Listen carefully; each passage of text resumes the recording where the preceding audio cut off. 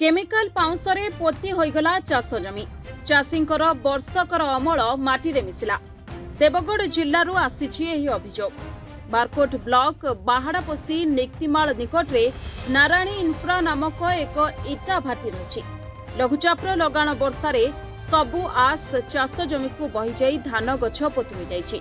एने क्षतिग्रस्त चाषी भाटी मालिकों को जणाइथिले मध्य इटा भाटी मालिक किछि न बुझिबारु चाषी माने बारकोट थाना देवगढ़ जिलापाल प्रदूषण विभाग को लिखित अभियोग करिसेंती। अन्यपटे बिना पॉल्यूशन रे भाटी चालुथिबार जणा पड़िछि।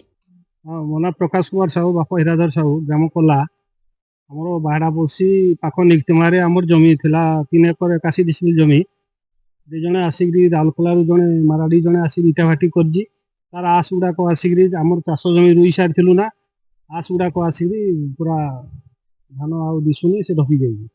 तेणुकरी आम थाना जन देचु तहसीलदार को भी जनईचु। तेणुकरी आमर मालिक को कहला मालिक किसी आ शुणुनी मुझी जी कहूँ तेणुकरी तार किसी विचार कर आम तार क्षतिपूरण चाहूँ जमी जे आमर थिला सेमती आमर दरकार। ना विद्याधर साहू ग्राम कोला थाना बारकोट आमर गोटे जमी अच्छी 3 एकर 82 डिसिमिल आम चाष अलरेडी सारी सारी पाखरे इटा बाटी अच्छी सीमेंट इटा फैक्टरी ताड़ू डस्ट गुंड आसिकी आमर मिनिमम 2 एकर पर जमी पूरा इटा गुंडरे रुआ धान पूरा ढिपी सारी अलरेडी। आमर प्रशासन को एतकी निवेदन जे आमर जांच करी यार कंपनसेशन आसंता वर्ष चाष 304 रुपये हेबो आम सेटा दाबी करूँ।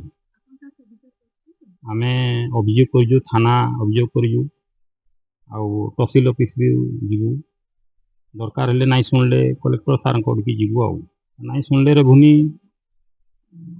प्रशासन पास को जीवु रेभुनी मंत्री पास को भी जीवु।